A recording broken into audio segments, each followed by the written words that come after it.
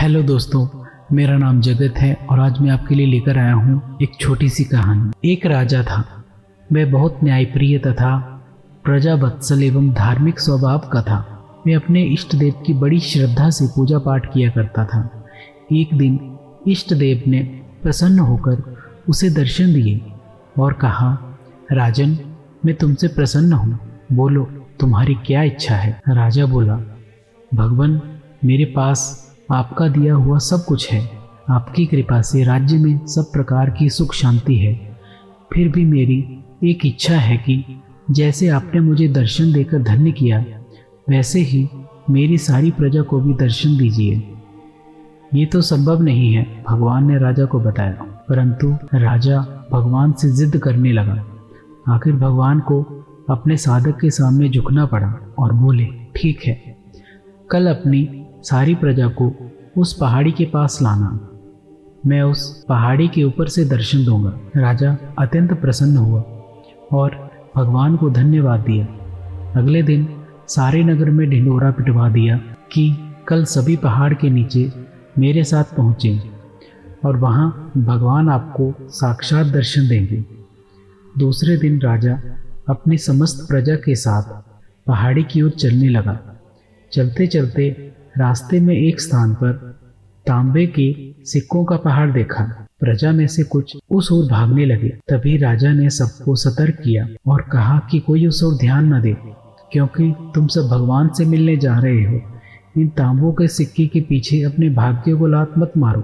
परंतु लोभ लालच में वशीभूत कुछ प्रजा तांबे के सिक्कों वाली पहाड़ी की ओर भाग गई और सिक्कों की गठरी बनाकर अपने घर की ओर चल दिए।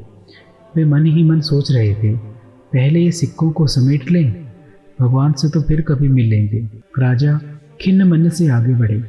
कुछ दूर चलने पर चांदी के सिक्कों का चमचमाता पहाड़ दिखाई दिया। इस बार भी बची हुई प्रजा उस ओर भागने लगी और चांदी के सिक्कों की गठरी बनाकर अपने घर की ओर चलने लगे। उनके मन में विचार चल रहा था कि ऐसा मौका बार बार नहीं मिलता।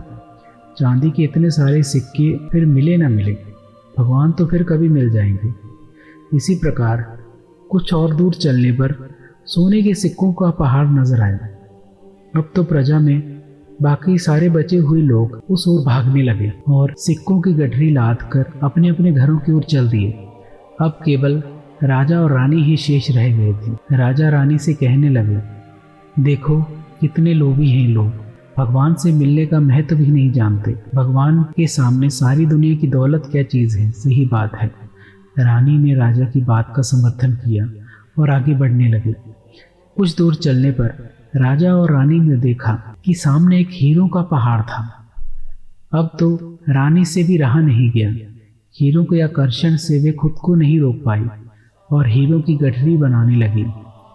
फिर भी उसका मन नहीं भरा तो साड़ी के पल्लों में भी बांधने लगी। अधिक से अधिक हीरों को समेटने में जुट गई। ये देख राजा को अत्यंत ग्लानि और विरक्ति हुई। बड़े दुखी मन से राजा अकेले ही आगे बढ़ते हुए वहां सचमुच भगवान खड़े उनका इंतजार कर रहे थे।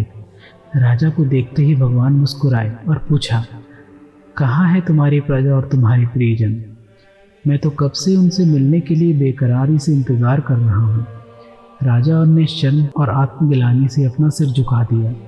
तब भगवान ने राजा को समझाया, राजन, जो लोग भौतिक सांसारिक प्राप्ति को मुझसे अधिक मानते हैं, उन्हें कदाचित मेरी प्राप्ति नहीं होती और वे मेरे स्नेह तथा आशीर्वाद से भी वंचित रह जाते हैं।